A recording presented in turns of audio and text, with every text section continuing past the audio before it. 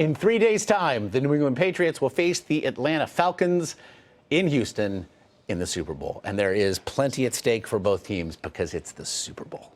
Also, Atlanta has not won a title before. In fact, only made it to the big game in 1999 and didn't win. Patriots, meanwhile, could pick up a fifth Lombardi trophy with Tom Brady and Bill Belichick and Robert Kraft if, in fact, they do take down the Falcons.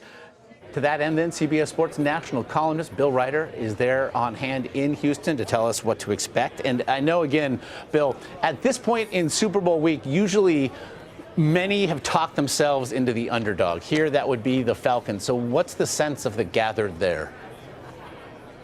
Yeah, I mean, it's interesting. Almost every single athlete that we have talked to, guys that played professional football, Josh, like the Falcons, and Von Miller, Super Bowl MVP from a couple years ago, likes the Falcons by at least 7.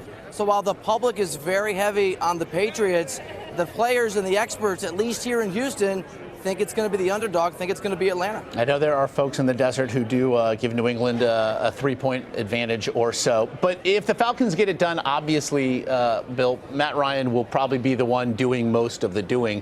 It's almost trite to point out that Bill Belichick, with 2 weeks to prepare, finds ways to take away the best options.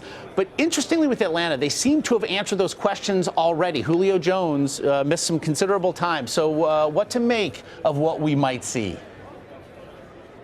I mean, look, Bill Belichick is probably the best preparation coach, especially from a defensive end, maybe we've ever seen. But you're right, this Atlanta offense is absolutely remarkable. Matt Ryan's been phenomenal. And Julio Jones took this question head on, Josh. Really the only time the Falcons got a little edgy and showed a little bit of swagger at media day when he said, I'm not worried about Bill Belichick or anyone trying to take me out of the equation, which you have to do if you want to beat Atlanta. Julio Jones's point was, people have tried all year and they failed, and even if they succeed, Josh, Atlanta still has a lot of weapons. It's a really big task and a really big challenge for the hoodie. And certainly all hail that offensive line in Atlanta, led by free agent signee Alex Mack, as valuable a player maybe as they have. But if Ryan doesn't win, well, the most valuable player award on Saturday, it likely goes to Tom Brady. If there's an X factor for this game, then I wonder, unit to unit, is it that Falcons defense and what we might expect from them?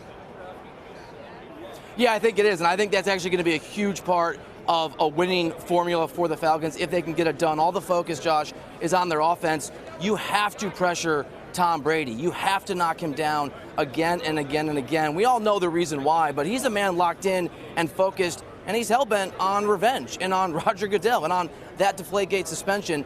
That Falcons defense has to find a way to pressure Tom Brady. And remember, the defense for Atlanta is fairly mediocre, but the head coach comes with a defensive background, a coordinator at some great defenses the last few years. They have a lot of confidence in what they can do. They have to attack Tom Brady. They have to do everything they can to ruffle him, really, for the first time this season. Yeah, it could be a time for Dan Quinn to show exactly perhaps why he was brought there, that record-setting offense notwithstanding. Get you out of here on this one then, Bill. Roger Goodell took questions, and what do you know, some about Deflategate at his annual State of the League address on Wednesday, and did so with Patriots owner Robert Kraft in the room. He said, did the commissioner, the NFL is moving on from the incident, especially if we see a Patriots win and a Tom Brady game MVP award.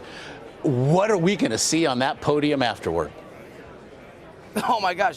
The kind of awkwardness that comes when, I guess, ex-husbands and ex-wives are forced to dance together. Wow. If the Patriots win this game, it doesn't matter what Tom Brady has said about he's past it. It doesn't matter what Roger Goodell says about it's all good, we're moving on. It will be a beautiful moment of social awkwardness that I think everybody wants to see. And I'll tell you what, Josh, I think a big part of the reason, at least the public, when you talk about where the money's going or people rooting for the Patriots who haven't in the past, a lot of us without a rooting interest in Atlanta or the Patriots simply want to see Roger Goodell step on that stage, walk through that confetti, and be forced to shake Bill Belichick and Tom Brady's hands. It would certainly be the moment for which one should have the popcorn ready, if nothing else. So only 3 more days of breathless yapping before we finally play for Lombardi Trophy. Bill Reiter there in Houston. Bill, as always, we appreciate it.